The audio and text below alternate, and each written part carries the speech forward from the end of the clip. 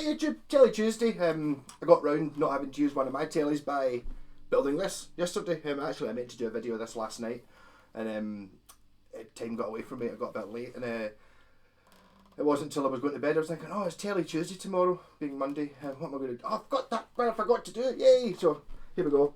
This is Buckfaster, or not Buckfaster, Iron Brewcaster number. I think I've got over 10. I've done over 10. I will engrave the neck plate to say which number it is. I'll look up the video and see what the last one I did was. I think it's like 10 or 11 or something. I think this is the first Iron Brew telecaster. So colour wise, painted the body orange, painted the scratch plate blue. I replaced the neck pickup with an old 70s Strat one. To be totally honest, because a tele pickup's a bit smaller than this, you know, I had to enlarge the hole.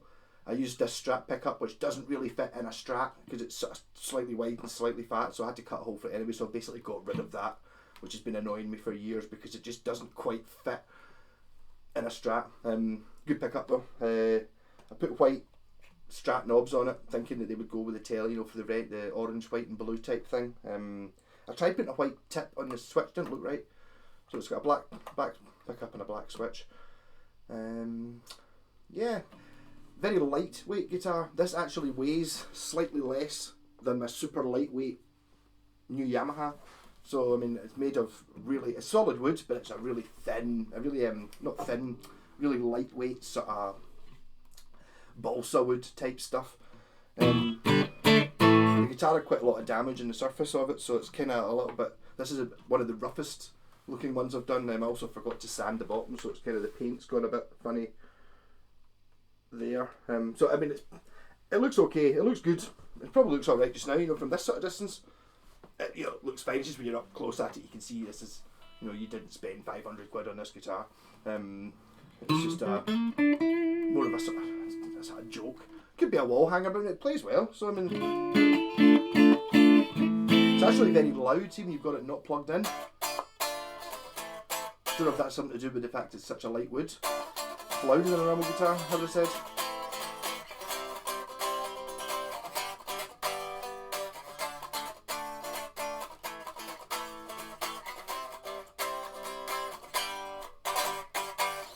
So maple fretboard, quite a large C-shaped neck, decent, sealed tuners. It's got a 6 saddle bridge. It's interesting. I'm not a big fan of these saddles. I like the Telecaster with the 3 saddles. This seems a bit, I don't know, it's just not as elegant a solution. It's through strung as well, so it's got the strings go through the body. I didn't do any electrical jiggery pokery in this. I thought I'd worked out how to do my switch. I do a switch on Telecasters, which often, because these are hum cancelling, so I figured I was going to put a switch on it which knocks it into humbucker mode, but you have to cut the 3-way switch in half, like with a hacksaw blade, to make it work, and it seemed it's a very complicated mod. I thought I'd managed to get round it last night, so I put in a switch, and it didn't go round it. I do need to cut the spot, and it's quite a complicated thing, so basically I got pissed off with it and gave up. I can fit the extra mods if you want. If you want to buy the guitar, I'll fit it. I need to fit another 3-way switch. This isn't the type that you can hacksaw in half. So I just gave up. Just figured I was going to try and keep it cheap. So I'm going to try and sell this for like, I think I'm going to sell it for 66 quid, and I'm going to throw in a wee amp as well. I've got a pile of wee amps. It's an amp that's been sitting in the garage for ages. I don't know, like one of your wee 10 watt G10 things, which is not really worth selling really. So if I just stick it onto this to make folk take it, I still think it's a pretty good price for a Telecaster. And we very rarely see a Telecaster this cheap. I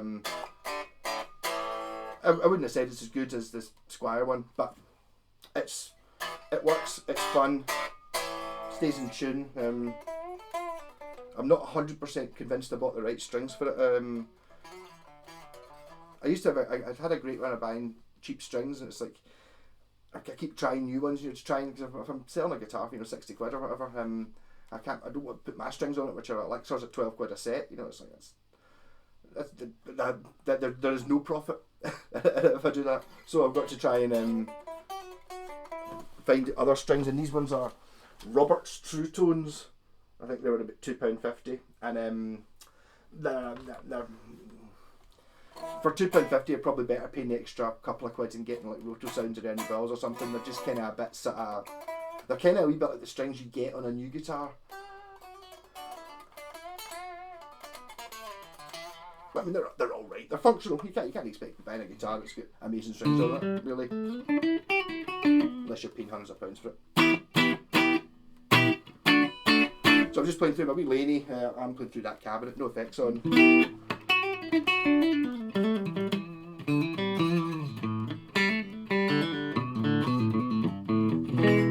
Another bit I was thinking about was some famous country player has got a signature guitar. Some famous country player I'd never heard of. You know, it's obviously if you're into country you would know him, but he puts he never understood why you get the best pickup on a tele is the bridge pickup, and the best pickup on a Strat is the neck pickup.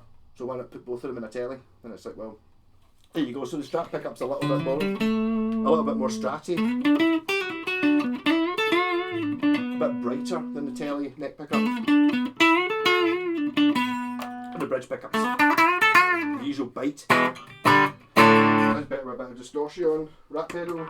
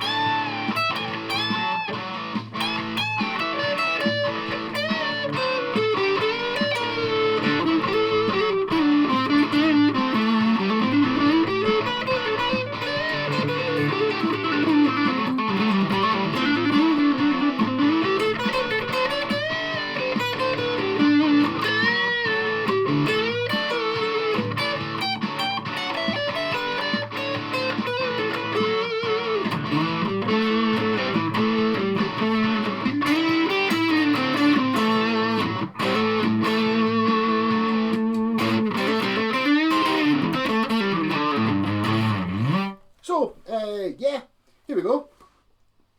Nice lightweight Telecaster. This would be an ideal guitar for camping. I would take this to download if I was going this year to our tent jam, just because although you get an awful lot of folk complaining when you're having to lug about a really heavy Les Paul and play a 2-hour gig with it and stuff like that. Yes, I can see how that's a difference. I don't really play 2-hour gigs with heavy guitars, so it doesn't really affect me that way. But more just the carrying it about. If you're going to take this, on your back or something and going to parties or camping or busking or something like that, it's going to make a difference carrying something that weighs 2/3 as much as a normal guitar.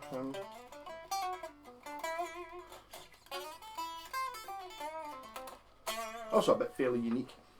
So I guess you could use it as a beginner guitar.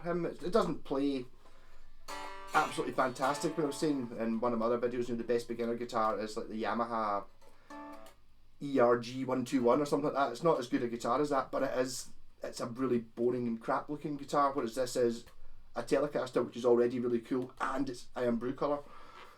And it's sort of quite subtle iron brew as well. It's not, okay, it does have iron, it's got an iron brew label on the headstock, but it's just orange, blue and white. Looks pretty cool.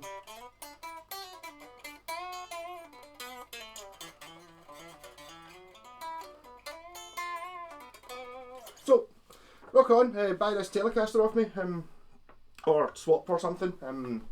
What was it I said I was looking for? I can't remember. There was a guitar I was thinking about recently that it was quite a common one. It's the sort of thing that someone would maybe want to swap.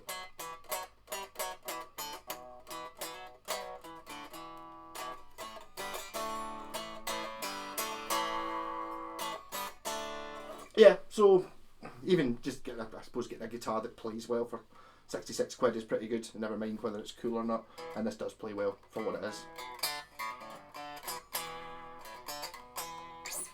Rock on!